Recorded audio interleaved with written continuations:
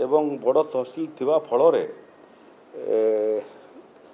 राजस्व सेवा पाइबापी आसुवा हिताधिकारी मान संख्या बेसी होता एबे ताकू आमे विभाजन करियार नोटिफिकेशन करिचु।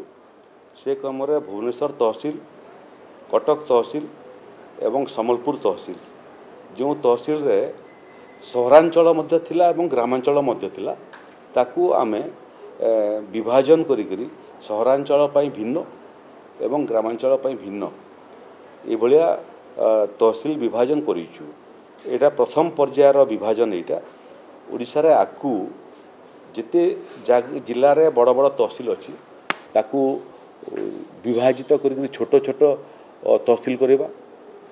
आरआई ऑफिस माने 3-4टा पंचायत को लेकर गोटे गोटे आरआई ऑफिस अच्छी जहाँफल आरआई मान वर्कलोड बेसी पड़ुछि ताकू प्रथम पर्यायर प्रत्येक 2टा पंचायत पे गोटे आरआई सर्किल करवा एवं लक्ष्य अच्छी जे आगामी दिन रे सबू पंचायत गोटे गोटे आरआई सर्किल रूपांतरित हम।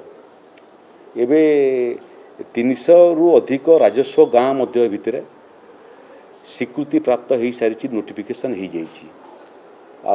आहरी गुड़िए पाइपलाइन अच्छी आम आशा करूँ मोटामोटी 1000 पाखापाखि नुआ राजस्व गाँ भी ओडिशा रे हो तार गति आम बढ़ीचु। एथिपाई गति बढ़ीचु जे सेंसस ऑपरेशन जनगणना भारत वर्ष में आरंभ होगापी जाऊँगी।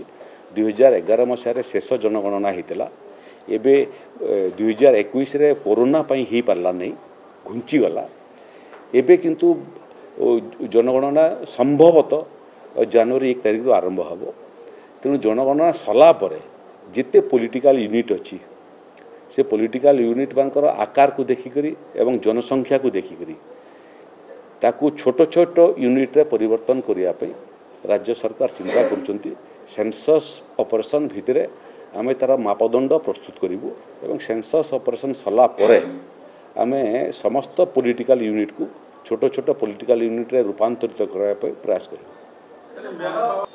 नहीं गुड़िए गुड़िए तहसिल बड़ बड़ तहसिल अच्छी गुड़िए ब्लॉक अपन भोगराई ब्लॉक गोटे तहसिल गोटे ब्लॉक गोटे विधानसभा 55टा ग्राम पंचायत अच्छी से भाया आपण जानी था प्रशासन को लोकों पाखे पहुँचापी ये सब पॉलिटिकल यूनिट सब जिते छोट छोट हम प्रशासन सेते सहजरे एवं सुविधारे अल्प समय लोकों पाखु पहुँची पार।